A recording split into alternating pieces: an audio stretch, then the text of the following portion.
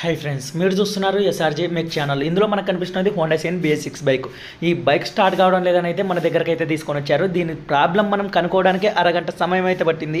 ఎందుకంటే BS6 బైకులు అన్ని పర్ఫెక్ట్గా ఉన్నాయి. ఫ్యూల్ పంప్ ఆన్ అవుతుంది, ప్లగ్ బాగుంది, కరెంట్ వస్తుంది, అయినా కూడా స్టార్ట్ కావడం లేదు. ఇలా ఎందుకు జరుగుతుందని మనం కాస్త ఫ్యూల్ బయటకు అయితే తీసాం. బయటకు తీస్తే అందులో వాటర్ అయితే మిక్సింగ్ అయ్యాయి. వాటర్ మొత్తం అయితే బయటకు తీసాం. అలాగే ఫ్యూల్ పంప్ ఓపెన్ చేసి అందులో మనకు డస్ట్ ఉందని అయితే చెక్ చేయాలనుకున్నాం. మీకు ఫ్యూల్ పంప్ ఓపెన్ చేస్తే దీనికైతే చూడండి, లోపల మొత్తం చెత్తనే ఉంది. ఇలా చెత్త ఉందంటే బైక్లు అయితే మనకు కంపల్సరీగా మిక్సింగ్ అయితే వస్తాయి.